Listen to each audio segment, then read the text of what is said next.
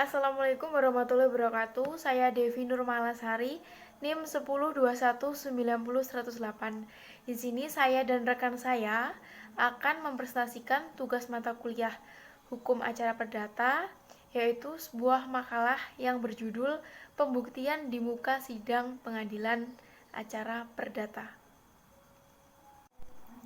Jadi, dalam hukum acara perdata, hukum pembuktian itu memiliki kedudukan yang sangat penting di dalam proses persidangan. Nah, untuk itu, saya dan rekan saya akan menjelaskan mengenai ini lebih dalam gitu. Yang pertama, saya akan menjelaskan mengenai pengertian pembuktian. Jadi ya, pada intinya yang dimaksud dengan pembuktian itu adalah penyajian alat-alat bukti yang sah menurut hukum pada hakim yang memeriksa suatu perkara guna memberikan kepastian tentang kebenaran peristiwa yang dikemukakan di depan persidangan gitu. Jadi disajikan alat-alat bukti yang sah menurut hukum terus kepada hakim yang mana itu untuk memeriksa suatu perkara guna memberikan kepastian tentang kebenaran gitu. Dibuktikan. Jadi akan timbul kepastian kebenaran peristiwa yang dikemukakan di depan persidangan. Itulah intinya pengertian dari pembuktian.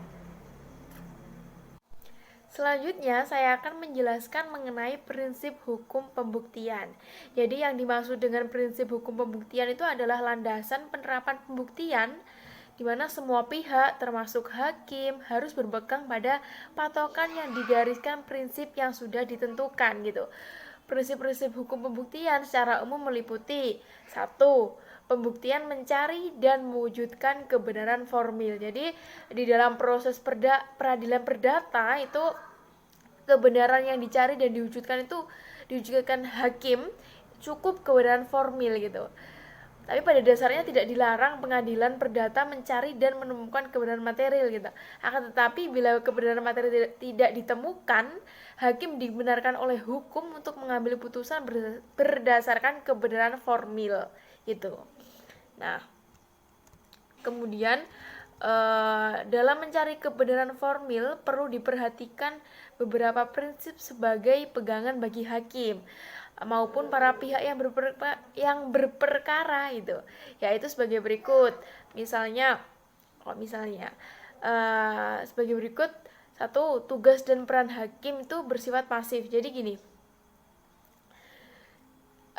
tugas dan peran hakim bersifat pasif ini perlu diperhatikan sebagai prinsip atau pegangan bagi hakim dalam berperkara gitu. Jadi gini, hakim itu hanya terbatas menerima dan memeriksa sepanjang mengenai hal-hal yang diajukan oleh penggugat dan tergugat. Oleh karena itu, fungsi dan peran hakim dalam proses perkara perdata hanya terbatas gitu.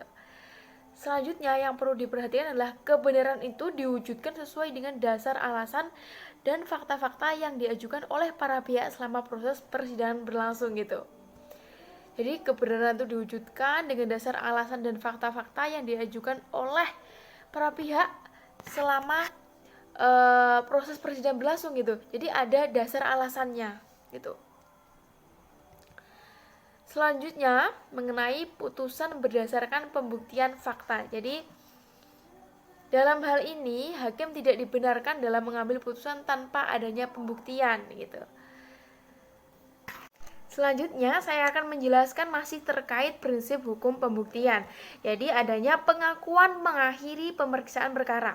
Jadi pada prinsipnya pemeriksaan perkara sudah berakhir apabila salah satu pihak memberikan pengakuan yang bersifat menyeluruh terhadap materi pokok perkara gitu. Kalau sudah memberikan pengakuan bersifat menyeluruh maka perkaranya sudah berakhir gitu.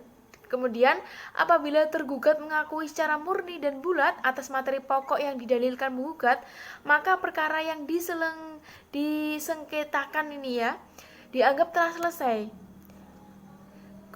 Karena dengan pengakuan itu telah dipastikan dan diselesaikan hubungan hukum yang terjadi di antara para pihak gitu.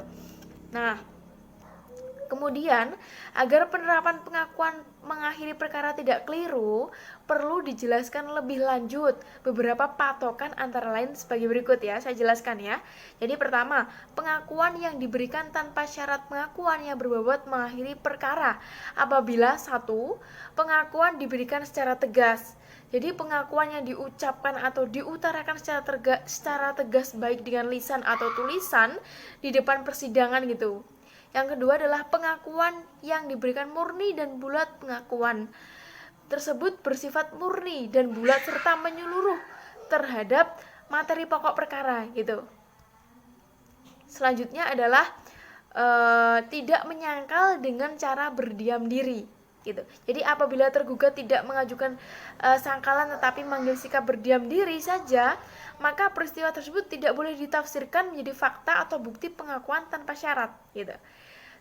Selanjutnya adalah menyangkal tanpa alasan yang cukup. Jadi dalam hal ini diajukan sangkalan atau bantahan tetapi tidak didukung dengan dasar alasan gitu.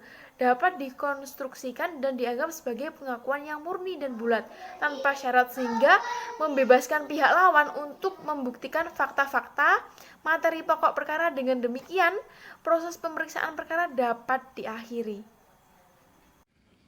Baik, bismillahirrahmanirrahim. Assalamualaikum warahmatullahi wabarakatuh. Di sini saya akan melanjutkan presentasi dari Mbak Devi, yaitu macam-macam alat bukti. Nah, untuk macam-macam alat bukti dalam hukum acara perdata menurut RBG atau HTR dan KUHP perdata meliputi alat bukti tertulis atau surat. Alat bukti tertulis atau surat itu terbagi menjadi dua, yaitu alat bukti akta dan juga tulisan bukan akta. Kemudian akta masih dibedakan lagi menjadi dua, yaitu akta autentik dan akta di bawah tangan. Nah, yang kedua, alat bukti saksi.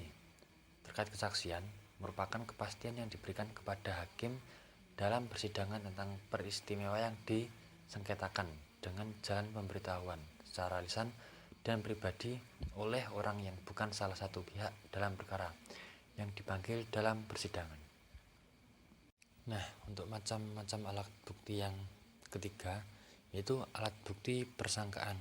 Nah, dalam pasal 1915 KUH Perdata telah mengatur klasifikasi bentuk dan jenis persangkaan, yaitu yang pertama persangkaan menurut undang-undang dan persangkaan menurut hakim.